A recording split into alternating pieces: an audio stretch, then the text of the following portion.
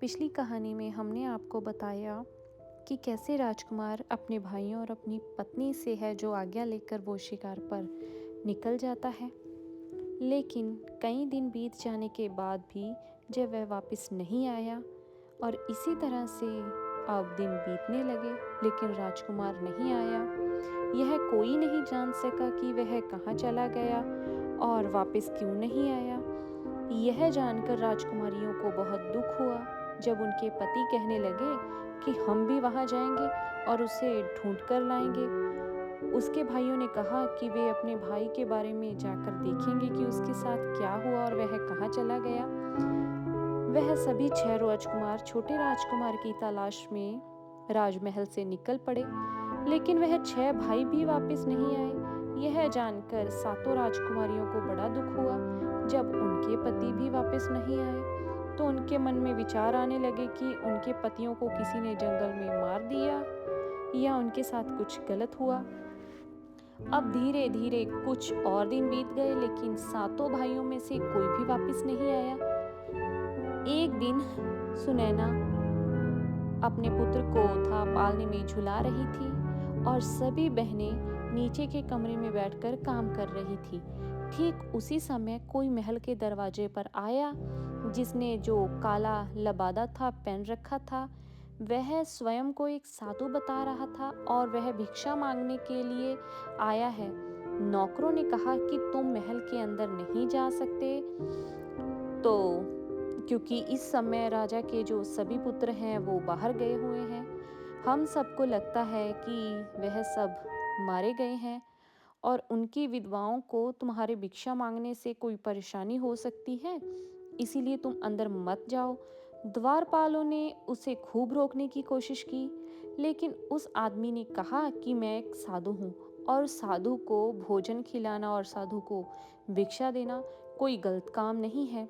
लेकिन वास्तव में वह कोई साधु नहीं था, वह तो एक जादूगर था जिसका नाम कालिया था। जादूगर कालिया ऐसे ही महल में घुस रहा था और उसने वहां पर बहुत सी सुंदर वस्तुओं को देखा।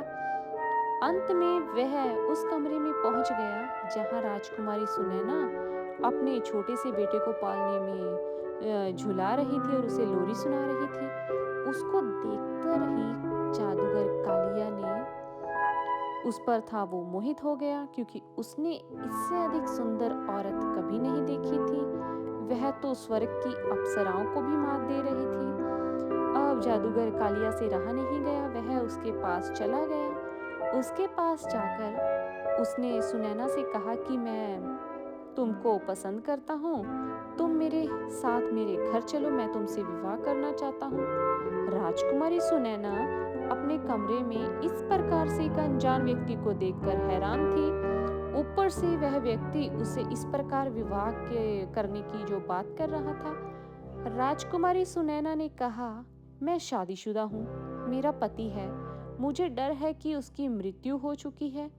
फिर भी यह छोटा सा बेटा है मेरा, जिसके लिए मैं निश्चित रूप से यहीं रहूंगी और इसका पालन पोषण करूंगी। दुनिया में जीने के लिए मेरे पति के अलावा मेरे पास मेरा एक बेटा है, उसे मेरे सहारे की जरूरत है जो मेरे पास है। जादूगर ने उसे बहुत से लोभ और प्रलोभन दिए, लेकिन राजकुमारी सुनैना जादूगर की बातों में नहीं आई और उसने कहा कि मैं अपने बेटे के पिता की तलाश करूंगी, एक दिन वह जरूर मिलेगा। लेकिन वह जादूगर ना सुनने का आदी नहीं था। उसे बहुत गुस्सा आया कि यह राजकुमारी मेरे साथ विवाह करने के लिए राजी क्यों नहीं हो रही। तो उसने उस राजकुमारी को बहुत बार समझाने की कोशिश की, लेकिन सुनैना ने क्रोधित होकर कालिया जादूगर को वहां से जाने के लिए कह दिया। अब जादूगर कालिया सुनैना पर बहुत क्रोधित हो गया। उसने सुनैना को अपने जादू के बल पर एक छोटे से कुत्ते में बदल दिया। जादूगर कालिया ने कहा कि तुम अपनी इच्छा से मेरे साथ नहीं चलोगी, तो मेरी इच्छा से, मेरी शक्ति से मेरे साथ तुम्हें चलना पड़ेगा। जब जादूगर ने राजकुमारी सुनैना को कुत्ता बना दिया तो कुत्ता बनकर वह इधर उधर भागने लगी। बेचारी के पास कोई शक्ति भी नहीं थी जिससे वह अपनी दूसरी बहनों को बता सके कि उसके साथ है जो क्या हुआ। अब वो जादूगर कालिया के इशारे पर चलने चलने लगी। अब जब वो जादूगर कालिया महल से बाहर जाने लगा तो उसे एक छोटे से कुत्ते के साथ देखकर द्वारपालों ने उसे रोका और कहा कि जब तुम अंदर गए थे तो तुम्हारे पास कुछ नहीं था, यह तुम कुत्ता कहाँ से लाए हो? तो उस जादूगर ने जवाब दिया कि राजकुमारियों ने इस कुत्ते को मुझे एक उपहार के रूप में दिया है। यह सुनते ही द्वारपालों ने उसे कुछ भी नहीं पूछा और बगैर पूछे ही महल के दरवाजे से अब बाहर जाने दिया। कुछ समय बाद था जो सुनैना उसकी 6 बड़ी बहनों ने जब अपने भांजे के रोने की आवाज़ सुनी तो वह सीढ़ियाँ चढ़कर उसके कमरे में गई तो उन्होंने देखा कि वहाँ कमरे में कोई भी नहीं था। उनकी बहन वहाँ पर नहीं थी। उन्होंने चारों तरफ था सुनैना को ढूंढने की कोशिश की लेकिन उन्हें वह कहीं नहीं मिली। अब जो 6 राजकुमारियाँ थीं उन्होंने सेवकों से पूछा तो सेवकों ने उसे बताया कि कोई साधु आया था। उन्होंने उस साधु के साथ एक काले रंग के कुत्ते को भी देखा है। तो राजकुमारियों ने अंदाजा लगा लिया कि सुनैना के साथ ज़रूर कुछ हुआ है, वह हमें छोड़कर चली गई, उसके साथ ज़रूर कोई षड्यंत्र रचा गया है। अब धीरे धीरे था समय वो बीत रहा था। अब जो सुनैना का बेटा था अब वो 14 साल का हो गया था। एक दिन उसकी मौसियाँ उसे अपने परिवार का इतिहास बताने लगी। राजकुमार ने सब कुछ ध्यान से सुना। वे राजकुमार अपने माता पिता और ताऊओं के बारे में सुनकर बहुत दुखी हो गया। वह राजकुमार अपने माता पिता को और अपने ताऊओं को ढूंढने के लिए बड़ा उतावला हो उठा। इतने में उसने दृढ़ संकल्प कर लिया कि वह संसार में कहीं भी किसी भी कोने में जहाँ भी होंगे वह अपने परिवार वालों को ढूंढकर ही रहेगा। अपने इस दृढ़ संकल्प को उसने अपनी मौसियों को बताया कि वह अपने माता पिता और अपने ताऊओं को यदि वह सब जिंदा मिल गए तो सबको ढूंढकर अपने घर वापस लेकर आएगा। मौसियों को उसके दृढ़ संकल्प के बारे में जानकारी होने पर अब वो उसे रोकने लगी, उससे कहने लगी कि वह अपना विचार बदल दे। वह कहने लगी, बेटा जो लोग चले गए तो उनको तो हम नहीं ला सकते, लेकिन अब हम तुम्हें भी खोना नहीं चाहती। उनकी तरह यदि तुम भी हमसे दूर चले गए तो हम किसके सहारे जिंदा रहेंगी और जिंदा। तब लड़के ने अपनी मौसियों से कहा कि तुम मुझे मत रोको, यदि संभव हुआ तो मैं अपने साथ अपने माता पिता और ताऊओं को लेकर भी जल्दी वापस आऊँगा। फिर इस तरह से वह अपनी यात्रा पर जो निकल पड़ा, लेकिन कई मीलों तक वह कुछ समझ ही नहीं सका किस प्रकार वह अपने साथ संबंधियों को तलाश करे। अंत में जब उसने हजारों किलोमीटर की थकने वाली यात्रा को पूरा किया तब तक वह लगभग पूरी तरह से निराश हो चुका था। उसको अपने माता पिता और ताऊओं के बारे में किसी प्रकार की कोई भी सूचना प्राप्त नहीं हुई। इसी बीच एक देश में वो पहुंच गया जो पूरी तरह से पत्थरों का देश था। बड़ी बड़ी चट्टानें, पेड़, इसके अतिरिक्त एक बहुत ही बड़ी और ऊंची पत्थर की कठोर इमारत थी जिसके एक किनारे पर एक छोटा सा मकान बना था जिसमें एक माली रहता था।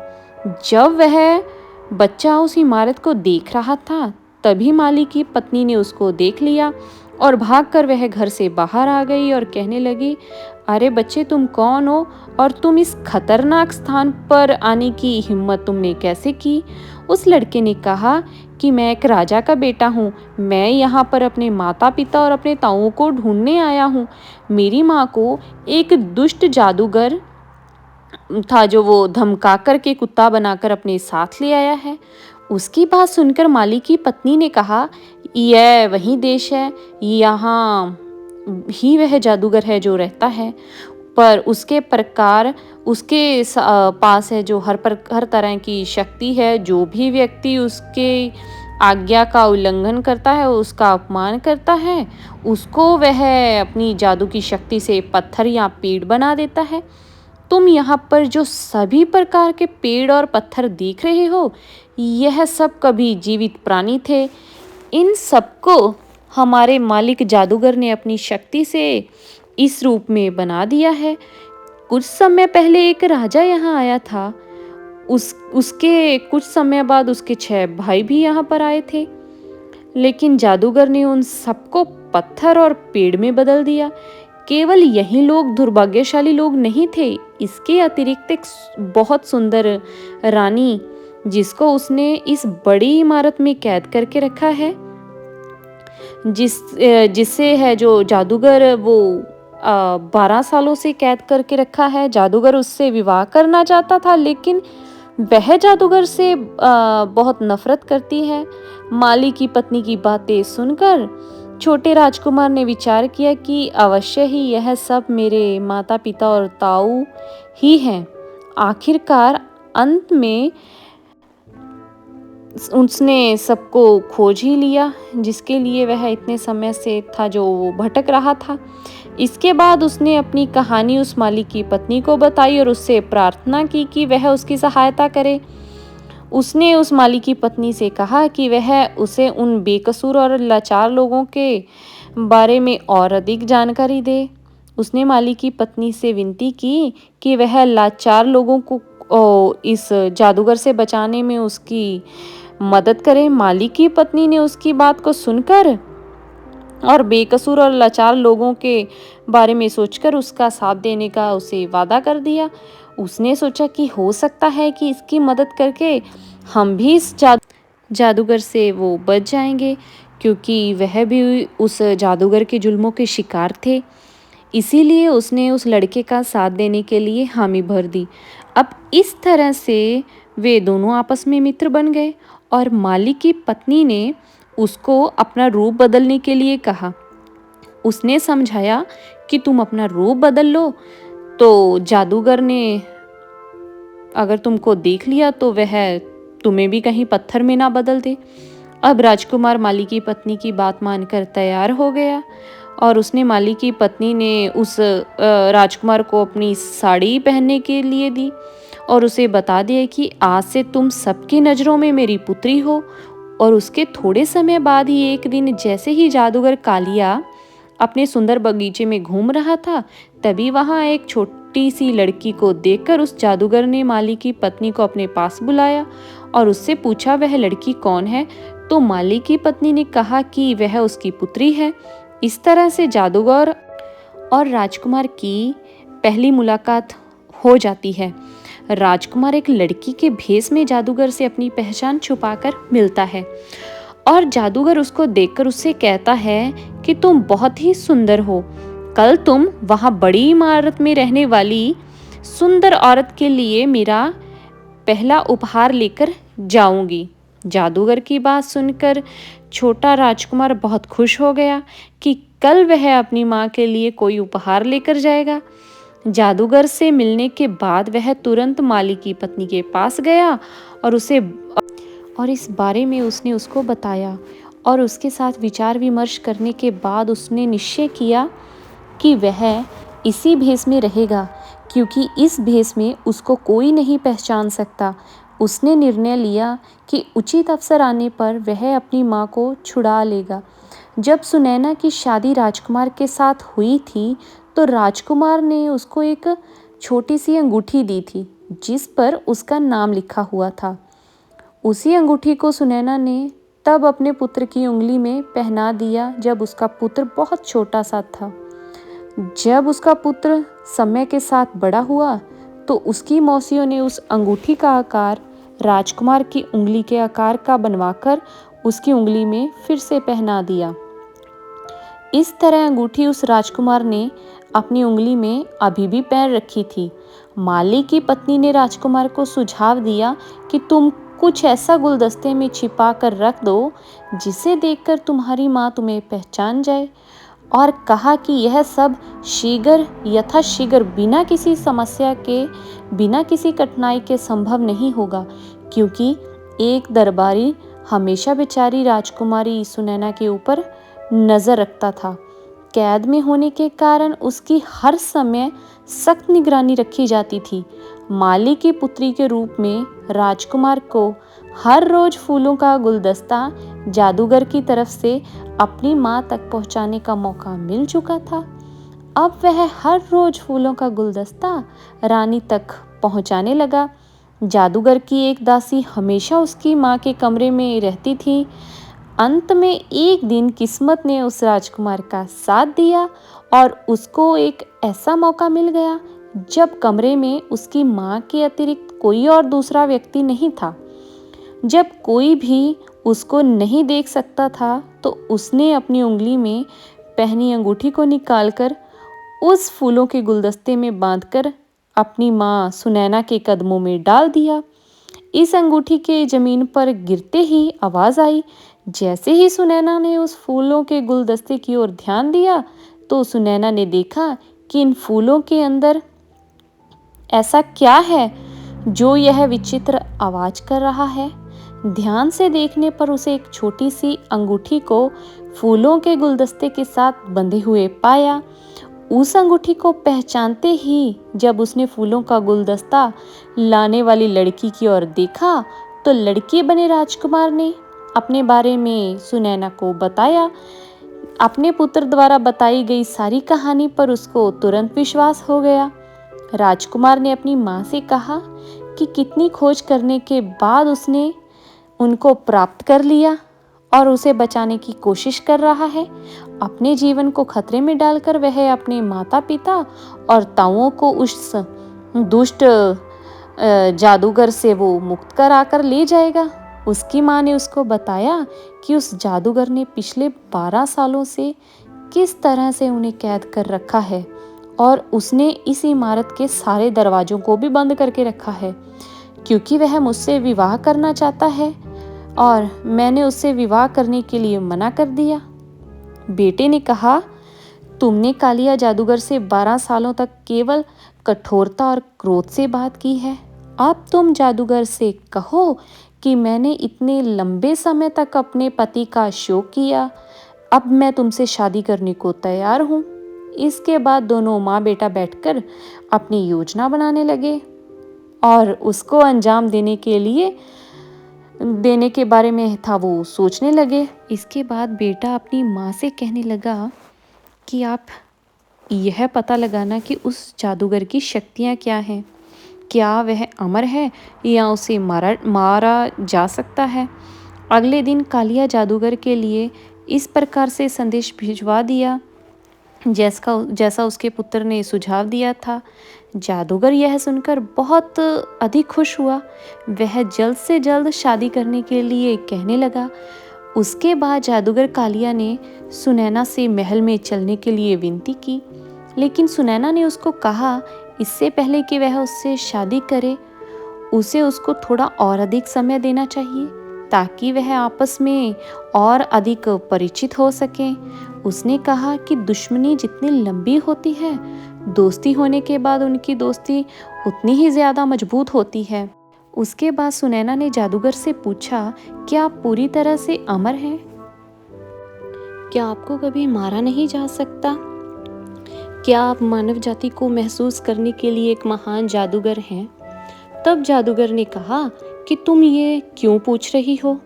तो रानी ने जवाब दिया कि शादी करके आपकी पत्नी बनने से पहले मैं आपके बारे में सब कुछ जानना चाहती हूँ। यदि कोई आपको आपदा आई तो उसे कैसे काबू करूँगी? पहले पति और पहले पुत्र को तो मैंने खो दिया, लेकिन अगर मैं तुमसे शादी करूँगी और मैं तुम्हें भी कहीं खो ना दूँ, मैं दूसरे के रूप में नहीं हूँ। यहाँ से बहुत दूर सैकड़ों मीलों की दूरी पर एक घना जंगल है। उस घने जंगल के बीच में एक ढका हुआ गोला है जहाँ पर केवल तार के पेड़ हैं। उन तार के वृक्षों के केंद्र में 6 बड़े पानी से भरे हुए तालाब हैं जो एक दूसरे के ऊपर गिरते हैं। चारों तालाब के नीचे एक छोटा सा पिंजरा है जिसमें हरे रंग का तोता रहता है। मेरा जीवन उस तोते पर निर्भर करता है। अगर वह तोता मारा गया तो मैं मारा जाऊंगा। हालांकि यह काम असंभव है, तोते को किसी भी प्रकार से चोट नहीं पहुंचाई जा सकती। उस तोते को सुरक्षित बनाए रखने के लिए मैंने वहां पर बड़े बड़े जिनों को नियुक्त कर दिया है। जो भी उस जगह के आसपास नजर आएगा उसे तुरंत मार दिया जाएगा। जादूगर के डर से सुनैना को अपने पुत्र को वहां जाने से मना करना पड़ा। अपनी माँ के डर को समझने के बावजूद राजकुमार ने जवाब दिया, माँ, जब तक मैं उस तोते को पकड़कर नहीं लाता तब तक मेरे पिता और मेरे ताऊ उस दुष्ट जादूगर की कैद से मुक्त नहीं हो सकते। डरो मत, मैं जल्दी वापस आऊंगा और इस दुष्ट जादूगर से तुम तब तक अच्छी बातें करना, हंसकर बोलना। तुम उसके साथ अपने विवाह पर बातचीत चालू रख सकती हो। राजकुमार अपनी माँ को जल्दी ही वापस आने का वचन देकर तोते की तलाश में है वो निकल पड़ता है। थकने वाली सैकड़ों मील लंबी यात्रा करने के बाद आखिरकार में राजकुमार एक बहुत बड़े और घने जंगल में पहुंच गया। तब तक लंबा समय लगातार चलते रहने के कारण वह बुरी तरह से थक चुका था। वहां जंगल में वह एक बड़े छायादार पेड़ के नीचे आराम करने लगा। कुछ ही समय में ठंडी हवा चलने के कारण उसको नींद आ गई। थोड़ी देर के बाद कुछ शोर होने के कारण उसकी आंख खुल गई। उसने इधर उधर देखा तो उसकी निगाह एक विशाल सांप पर पड़ी जो इस पेड़ पर चढ़ने का प्रयास कर रहा था जिस पेड़ के नीचे राजकुमार आराम कर रहा था। इस पेड़ के ऊपर की शाखाओं पर एक चील का जोड़ा उन्होंने घोंसला बना रखा था। उस घोंसले में उस चील के दो छोटे छोटे बच्चे बैठे हुए थे। चील के वो बच्चे इस समय घोंसले में अकेले थे। उन्होंने सांप को अपनी तरफ बढ़ते हुए देखकर वो डर के मारे चिल्लाने लगे। उन चील के दो निर्दोष बच्चों पर आने वाले खतरे को देखकर राजकुमार ने तुरंत ही अपनी तलवार निकाल ली और उस सांप के दो टुकड़े करके उसको मार डाला। अभी कुछ ही देर हुई थी तब राजकुमार ने हवा में सरसराहट की आवाज को महसूस किया। तो उस घोंसले में जो वो नर और मादा चील थे जो वो वापस आ गए थे। उन्होंने अपने बच्चों के लिए भोजन को घोंसले में छोड़कर इधर उधर देखा। उन्होंने जल्दी ही मरे हुए सांप को और उसके समीप तलवार पकड़े हुए खड़े एक नौजवान को, राजकुमार को भी देखा। यह सब देखकर वे दोनों वृद्ध चील उड़कर राजकुमार के पास गए। उन बच्चों की जो मादा चील थी उसने राजकुमार से कहा कि हमारे बच्चों की रक्षा करने के लिए धन्यवाद। कई सालों से यह हमारे बच्चों को इसी प्रकार से था जो वो सांप खाकर अपना पेट भरता था, लेकिन आज तुमने इस विषैले सांप को मारकर मेरे बच्चों के जीवन की रक्षा की है। हमारे बच्चों के प्राण बचाने के लिए हम आपके सदा आभारी रहेंगे। अगर तुम्हें किसी प्रकार की भी हमारी ज़रूरत पड़े तो हमें याद करना, हम तुम्हारी सेवा ज़रूर कर उपस्थित हो जाएंगे तुम्हारी सेवा में। तुम हमारे इन दोनों बच्चों को अपने साथ ले जाओ। तुम अपने सेवक की तरह इन्हें अपने पास रखना। यह सुनकर राजकुमार बहुत अधिक खुश हो गए। उनके पूछने पर राजकुमार ने उन्हें अपनी पूरी कहानी बताई। उन्होंने कहा कि इस जंगल में तुम्हारे बताए हुए स्थान को ढूंढने के लिए हम तुम्हारी मदद कर सकते हैं। इसके बाद उन दोनों चीलों ने अपने पंखों को फैलाया और उस राजकुमार को बिठा लिया। उसे लेकर वे आकाश मार्ग से यात्रा करने लगे। वह उस राजकुमार को अपने पंखों पर बिठाकर बहुत दूर तक ले गए। जब वे उसे लेकर घने जंगल में पहुंच गए तो एक स्थान पर उन्होंने गोल घेरे में बहुत सारे तार के जो पेड़ खड़े देखे। आकाश में अपने सर को उठा हुआ और उसके मध्य में वो पानी से भरे तालाबों को जब उसने देखा तो वो दोपहर का समय था, इसीलिए इस गर्मी बहुत उस समय अधिक पड़ रही थी। चारों तरफ वृक्षों पर बैठे जिन उसकी रक्षा, शैतान भी गहरी निद्रा में तो वो सो रहे थे गर्मी के कारण।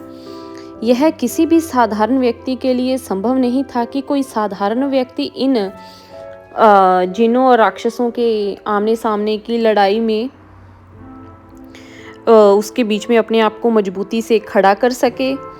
पंखों के साथ नीचे की तरफ अब था वो चील उतरने लगे। वह जमीन से थोड़ा ही ऊपर थे कि तभी वह राजकुमार चील के पंखों से नीचे जमीन पर कूद पड़ा और उन चीलों के साथ मिलकर राजकुमार ने केवल एक ही प्रयास में सभी 6 पानी से भरे हुए तालाब थे वो प्रदूषित कर दिए। इसके बाद उसके अंदर से इसके बाद वो सीढ़ियों से अंदर की तरफ जाने लगा, जहाँ वो हरे रंग का तोता था। अब राजकुमार उसके पास पहुंच गया। राजकुमार ने उस तोते को कपड़े में लपेट कर अपने लबादे की जो जेब थी उसमें डाल लिया। जैसे ही राजकुमार चील के पंखों पर सवार होकर आकाश मार्ग से अपनी यात्रा को चल पड़ा, तब तक नीचे पेड़ों पर रहने वाले सभी जिन राक्षस और शैतान अभी तक सोए हुए थे। अब वह सभी जाग गए और सभी उनको आकाश में देखकर चिल्लाने लगे। वहां जंगल में पूरी तरह से अफरा तफरी मच गई। उन्हें यह पता लगा कि उनका खजाना था वो गायब हो चुका है। उन सब की डरावनी चीखों से पूरा जंगल गूंज उठा। अब वो कुछ कर भी नहीं सकते थे, बहुत वो दूर निकल चुके थे। वृक्ष था जो उनका घोंसला बना हुआ था, वहां पर अब राजकुमार वापस से फिर पहुंच गया और बूढ़े चीलों से कहा कि आप अपने इन छोटे बच्चों को अपने पास वापस ले लीजिए। इन्होंने मेरे लिए बहुत अच्छा कार्य किया है। अगर मुझे कभी इनकी ज़रूरत पड़ी तो मैं इनको अवश्य ही बुला लूँगा और आपसे सहायता लेने में भी कभी नहीं हिचकिचाऊंगा। इसके बाद राजकुमार ने वहां से अपनी वापसी की यात्रा को शुरू कर दिया। वह तब तक चलता रहा जब तक कि वह एक बार फिर से उस दुष्ट जादूगर कालिया के महल तक नहीं पहुंच गया। वह महल के दरवाजे के पास नीचे बगिया में बैठकर उस तोते के साथ खेलने लगा। जादूगर कालिया ने उसे अपने महल की खिड़की से देखा, तुरंत भागकर उस राजकुमार के पास आया और कहा, मेरे बच्चे, तुम इस तोते को कहाँ से लेकर आए हो? तुम इस तोते को मुझे दे दो, मैं तुम्हें इसके बदले में बहुत धन दौलत दूंगा। लेकिन राजकुमार ने जादूगर को मना कर दिया। राजकुमार ने कहा कि नहीं, मैं अपने तोते को तुम्हें नहीं दे सकता। यह कई सालों से मेरा प्रिय पालतू पक्षी है। फिर जादूगर ने कहा, अगर यह तुम्हारा पुराना और मनपसंद प्रिय पालतू पक्षी है तो मैं समझ सकता हूँ, तुम इसको मुफ्त में तो दोगे नहीं, तो बताओ तुम इस तोते की कीमत क्या लगाओगे? राजकुमार ने कहा कि साहब, मैं अपने प्यारे तोते को नहीं बेच सकता। इसीलिए जादूगर कालिया बहुत अधिक भयभीत हो गया और उसने कहा कि तुम इसके बदले में मुझसे कुछ भी ले सकते हो, बस मुझे यह तोता दे दो। जादूगर की यह बात सुनकर राजकुमार उससे बोला कि चलो ठीक है, अगर तुम इसके बदले में कुछ देना ही चाहते हो तो मैं भी यह तोता तुम्हें दे दूंगा। राजकुमार की बात को सुनकर जादूगर खुश होते हुए बोला, ठीक है, बताओ तुम्हें क्या चाहिए, मैं तुम्हें जरूर दूंगा। अब राजकुमार ने कहा कि सबसे पहले तो उन 7 राजकुमार राजाओं को मुक्त करो जिनको तुमने पत्थर और वृक्ष बना रखा है। जादूगर ने कहा, ठीक है, तुम्हारी इच्छा पूर्ण होगी, तुम मुझे केवल यह तोता दे दो। इसके बाद सुनैना के पति समेत 6 राजा अपने प्राकृतिक रूप में वापस आ गए। फिर कालिया जादूगर ने कहा कि देखो, मैंने इन्हें ठीक कर दिया, अब तुम मुझे तोता दे दो। लेकिन उस राजकुमार ने कहा कि इतनी जल्दी भी क्या है, पहले तुम इन सभी लोगों को आजाद करो जिनको तुमने अपनी कैद में रखा है। कालिया जादूगर ने कहा, ठीक है। इसके बाद जैसे ही जादूगर ने अपनी छड़ी को घुमाया, सबके सब प्राणी जो कि पत्थर और वृक्ष बने हुए थे सब अपने प्राकृतिक शरीर में आ गए। इसके बाद वह पूरा बगीचा जो कुछ समय पहले पत्थर और वृक्षों से भरा हुआ था, चारों तरफ मानव जीवन की खुशबू से महकने लगा। वहां चारों तरफ इंसान ही इंसान नजर आने लगे जो कि सब जीवित होकर सांस लेने लगे। राजा, पंडित, नौकर, चाकर, सेवक, सरदार, घोड़े, हाथी, सैनिक, ना जाने क्या क्या ताकतवर पुरुष व स्त्रियां आभूषणों से सुसज्जित आते सैनिकों की भीड़ सब जीवित हो गई। अब जादूगर अपने दोनों हाथ जोड़कर रोते हुए राजकुमार से विनती करने लगा कि तुम मुझे यह तोता दे दो। राजकुमार ने उस तोते को बहुत ही शक्ति से पकड़ लिया और उसके एक पंख को जोर लगाकर उसके शरीर से अलग कर दिया। इसके साथ ही जादूगर का दाहिना हाथ उसके शरीर से अलग हो गया। फिर जादूगर कालिया ने अपने एक हाथ को फैलाया और राजकुमार से कहा कि आप यह तोता मुझे दे दो।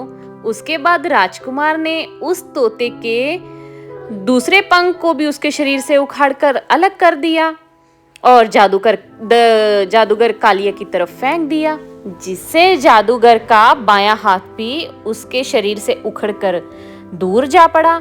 इसके बाद भी वह चिल्लाता रहा कि मुझे मेरा तोता दे दो। कालिया जादूगर अपने घुटनों पर गिर पड़ा। फिर राजकुमार ने उस तोते के पहले दाएं और फिर बाएं पैर को भी उखाड़कर उसके शरीर से अलग कर दिया और इसके साथ ही कालिया जादूगर के भी दोनों पांव उसके शरीर से उखड़कर दूर जाकर गिरे। अब कालिया जादूगर के शरीर का कोई भी अंग उसके साथ नहीं रहा, तो वह अपनी आंखों को घुमाते हुए रोते हुए राजकुमार से कहने लगा, मुझे मेरा तोता दे दो।